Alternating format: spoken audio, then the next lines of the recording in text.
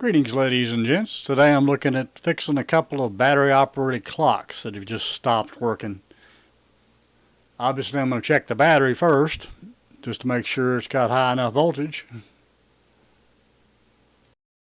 First step in disassembly is just to go ahead and get the hands off. In this case you just pull them straight up and they'll slide right off. After you get all the hands off, then there's a 10mm nut that needs to be removed, followed finally by the washer. The clock module itself is held to the back of the decorative mounting with two-sided tape. A little prying with a screwdriver just pops the tape loose. This particular clock module has one small Phillips head screw to be removed with a very small Phillips head screwdriver. In this case I'm using an eyeglass screwdriver. The next step is to separate the two halves of the casing. Here's where you get to take your time and be careful. These little tabs are very easy to break. Sometimes you can separate them just using your fingernails, as I'm doing here on these first two tabs. Most of the time it does require a small screwdriver or a knife. The trick is to insert the screwdriver or knife no further than where the retaining tab is engaged. You want to lift up the tab no further than is absolutely necessary. You just barely want the tab to clear the little lock side on the other side of the case. When you're ready to release the final two tabs, you want to make sure that you've got the case held in such a manner that you're looking at where the battery would go. Then release the tab, lift it straight up and off. Whatever you do, don't turn it upside down so all the little gears and everything will fall out. Now we're going to go ahead and take all the little timing gears out. We'll start with the center gear that goes all the way through the shaft that drives the second hand. Moving on to the idler gear, next little motor gear, and finally the little transfer gear that transfers the power from the top of the plate to the gears that are on the bottom. Next I'm going to remove the motor assembly, its little PC board, and then also the bracket that was holding the gears we just removed. Okay, I've got the board upside down. What I'm going to do now is clean up the two solder contact pads where it touches the battery pad contact points.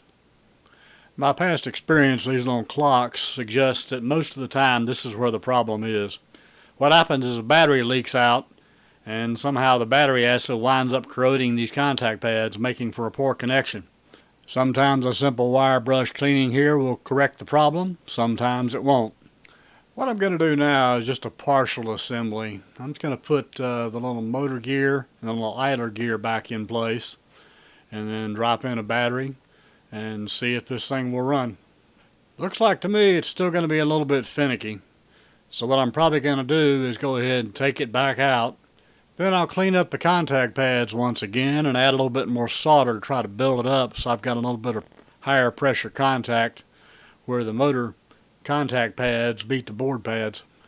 Okay, what I did off camera was just go ahead and disassemble it, then take the soldering iron and add a little bit more solder to the contact pads to build them up a little bit so I'll have a little better contact when I put it together. Now I'm going to put it all back together one more time and we'll see what we got. Okay, as you can see, this time it's looking a whole lot better. It's nice and smooth. I didn't have to push the board down near as hard to get it to start. So it looks like I'm got a winner here. I'm going to go ahead and put all the little gears back in and then we'll see what that looks like. Now I'm going to drop this final gear in and we'll see what we get. And yeah, it looks like that's working pretty good. Looks like she's purring like a kitten. Time to go for final assembly. Here it all is put back together. It's been running overnight and keeping perfect time. Now it's time to move on to that second little battery operated clock.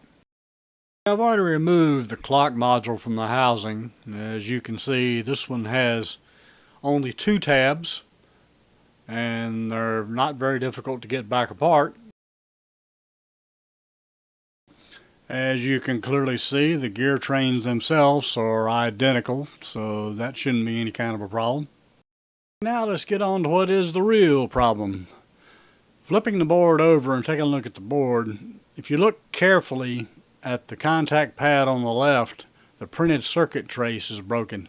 I noticed this adjustment gear was a little bit tight, so I WD-40'd the gear on the inside and the outside. As you can see here, I took a small piece of 22 gauge wire, bent it to the shape I needed, then soldered it in place. I also added a little bit of solder to the other pad just to make sure it had a good contact. And the final check shows this one's running as well.